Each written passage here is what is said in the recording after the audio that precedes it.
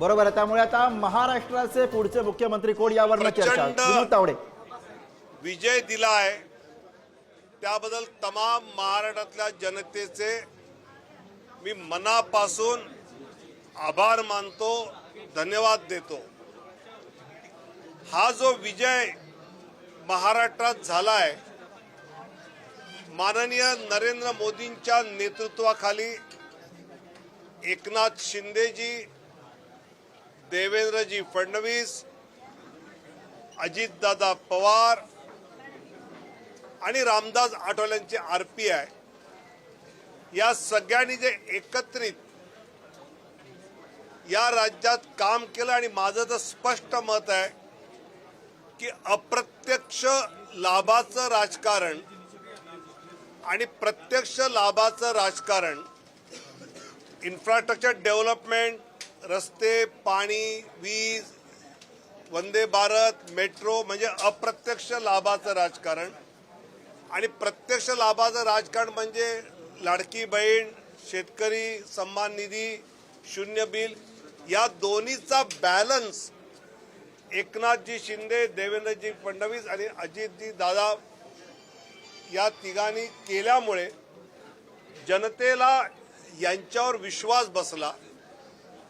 दुसरं मला असं वाटतं की भाजप शिवसेनेची जी नैसर्गिक युती होती ती शरद पवार साहेबांनी, उद्धवजींनी 19ला तोडली. त्याचा एक वेगळा राग विशेषतः माननीय बाळासाहेबांच्या मतदारांच्या मनात होता. रोज सकाळी राज्याचं राजकारण कलुषित होणारं वक्तव्य भांडुपवरनं यायचं. आणि ज्यावेळी एकनाथ शिंदेनी बाळासाहेबांचं हिंदुत्वाचं धनुष्यबाण, हिंदुत्वाचं शिवसेना नाव हे हिंदुत्वाच्या मूळ प्रवाहात भाजपबरोबर आणल्यामुळे एकनाथ शिंदे साहेबांना बाळासाहेबांच्या विचारांची मतं ही BJPच्या बरोबर मिळाली. मला असं वाटतं की महाराष्ट्रातला हा विजय, बिहारमध्ये पोटनिवडणुकीत 4 पैकी 4 जागा NDA पुढे, उत्तर प्रदेशमध्ये 9 पैकी 6 जागा भाजप पुढे आणि तसंच राजस्थानमध्ये 4 जागांवर भाजप पुढे.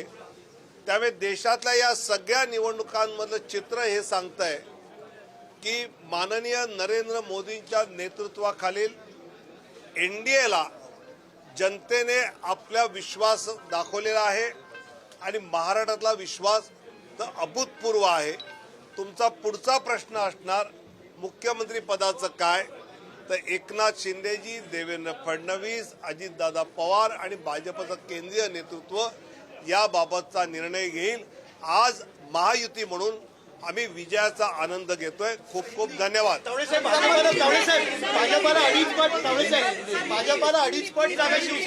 महाराष्ट्र में मतदाताओं ने जो भाजपा महायुति को जबरदस्त जीत दिलाई है, माननीय नरेंद्र मोदी जी के नेतृत्व में एकनाथ जी शिंदे, देवेंद्र जी फडणवीस और अजित दादा पवार, रामदास आठवले RPI के इन सब ने मिलकर जो चुनाव अच्छी तरह लड़ा, जो सरकार अच्छी तरह चलाई, विशेषकर मुझे लगता है कि प्रत्यक्ष लाभ की राजनीति और अप्रत्यक्ष लाभ की राजनीति होती है. अप्रत्यक्ष लाभ की राजनीति में जो पायाभूत सुविधा होती है, इंफ्रास्ट्रक्चर डेवलपमेंट होती है, वंदे भारत ट्रेन होती है, मेट्रो होती है, सड़क होती है, पानी होता है. और प्रत्यक्ष लाभ में लाडली बहना होती है, किसान सम्मान होता है, जीरो इलेक्ट्रिसिटी बिल का विषय होता है. इसका एक बहुत सुरेख मिलाप